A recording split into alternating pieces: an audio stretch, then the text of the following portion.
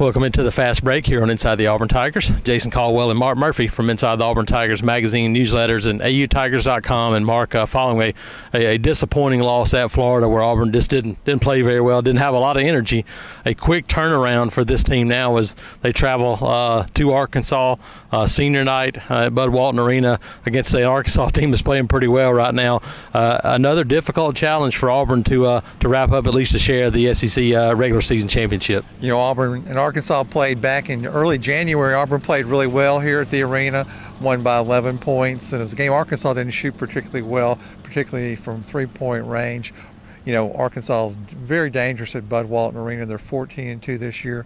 They lost at home to Kentucky. They lost to LSU also. So, you know, LSU's been a pretty erratic team, and they can get hot and beat about anybody in the league, you would think, when they're really on. So it's definitely a challenge. Bruce Pearl's building this game up to be a really tough one for his team, and I think he's right. It's not going to be an easy game, particularly if a guy like Daryl Macon gets hot from outside or Jalen Burford gets hot.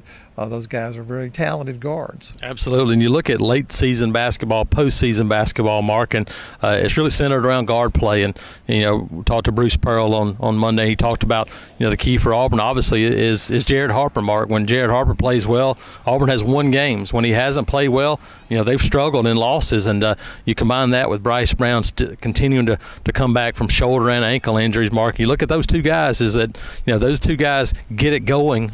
This is an Auburn team that can be just about anybody, but they had, you know, really struggled, especially the last couple games out.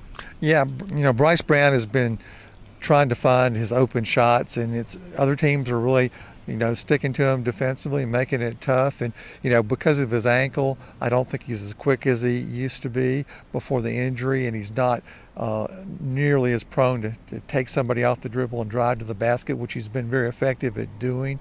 And people have noticed that on film, so they're playing him up tight and trying to take away his three-point shot and making it difficult. Absolutely, Mark. With you know, people focusing on those guys. Mustafa Heron came back, had a big game against Florida. Chimo Kiki with another double-double, Mark. And I think if you're Auburn, you got to look to those guys more early and often against Arkansas on Tuesday night. Yeah, Chimo's really coming around and playing like we thought he could, and he's a tough matchup, Jason. You know, he can attack you inside, left-handed, right-handed. He's got a very nice three-point spot-up shot, and he also can fake that three-point shot, beat you off the dribble, and hit a pull-up jump shot, which is a very complete offensive game for a true freshman. Absolutely. So another opportunity for Auburn, another road game opportunity for Auburn as they look to try to wrap up at least a share of the SEC regular season championship. Jason Caldwell and Mark Murphy, Inside the Auburn Tigers.